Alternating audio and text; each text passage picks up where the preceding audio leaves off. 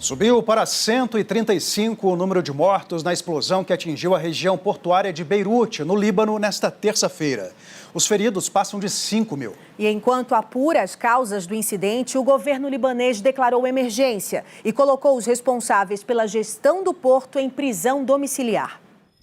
A primeira luz do dia em Beirute revelou a escala do último grande desafio do Líbano. O gigantesco depósito de entulhos e ferro retorcido em que se transformaram o porto e os bairros vizinhos era o terreno de uma missão quase impossível, de salvar vidas.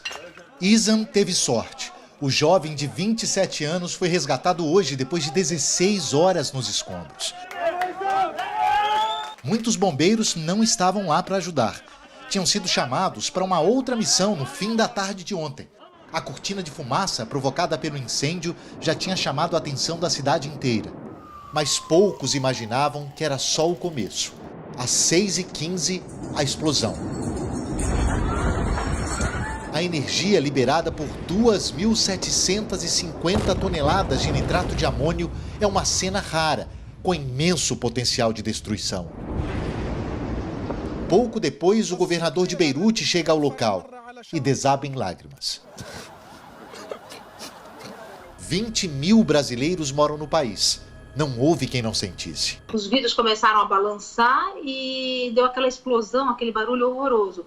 Parecia assim que tinha tido uma explosão embaixo da minha casa. Eu senti um tremor no prédio.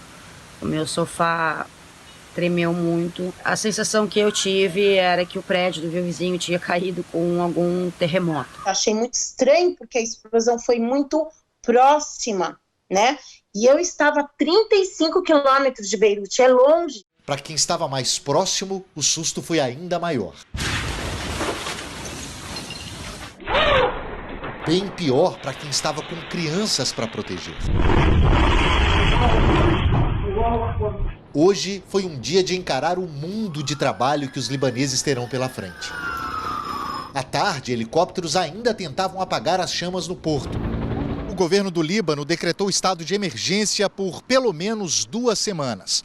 Na prática, a medida dá mais poderes às forças militares e policiais, inclusive nas investigações sobre o que aconteceu.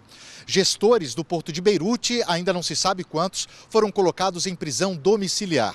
As autoridades querem entender como quase 3.000 toneladas de nitrato de amônio foram mantidas naquele lugar por mais de 6 anos, sem os cuidados necessários.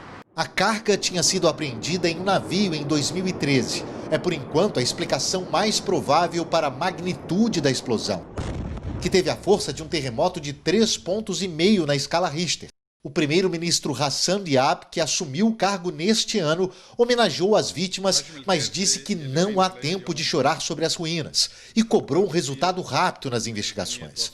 As ruínas são o fundo do poço de um país já mergulhado numa crise econômica que fez o desemprego chegar a 25% e colocou 1/3 da população abaixo da linha da pobreza. A corrupção e a disputa entre vários grupos políticos são algumas das causas de um cenário conturbado, que provocou inclusive o assassinato do presidente Rafik Hariri em 2005, numa explosão que até ontem era uma das mais violentas da história da cidade. Desde então, o grupo armado Hezbollah entrou na política, elevou as tensões com Israel e trouxe a influência do Irã para o dia a dia do Líbano. O mais recente capítulo da crise política foram as manifestações lideradas por jovens que conseguiram mudar o comando do governo, mas estão longe de resolver o problema. O país empobreceu. Com a comunidade brasileira, não foi diferente. A maioria é uma classe média que agora deve ter uma classe média para baixo, né? O dinheiro das pessoas está bloqueado nos bancos, né? As pessoas não conseguem retirar o dinheiro nem para trabalhar, nem para investir e nem para viver direito. Para mim, esse ano é zero. Esse ano é zero. Não conto com absolutamente nada. Mas muitos contavam com os primeiros socorros. O problema é que os hospitais também não foram poupados. Todos os 5 andares estão danificados. Estamos levando os pacientes para baixo, disse o médico Kamal Haddad. A Marinha Brasileira lidera desde 2011 uma missão de paz no litoral libanês. A fragata Independência, onde estavam cerca de 200 militares brasileiros, tinha deixado o porto antes da explosão.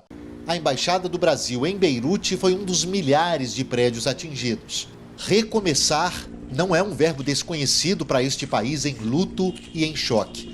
Desta vez, porém, são muitos os obstáculos. A crise, a pandemia, a tragédia. Tudo parece ter acontecido ao mesmo tempo nesse canto do mundo.